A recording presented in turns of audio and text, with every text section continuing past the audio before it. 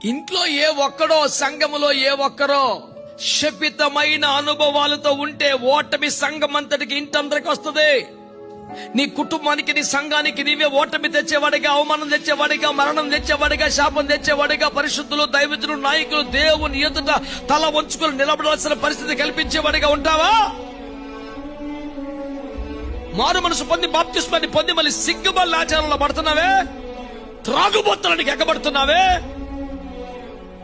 తిండిబోతుగా మిగిలిపోతున్నావే, వేషధారిగా మారిపోతున్నావే.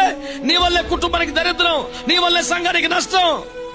శుద్ధీకరింపబడవలసినది, సరిచేయబడవలసినది శపితమైంది నీలో ఉండగా ఎంత ప్రార్థన చేసిన జవాబు కాదు.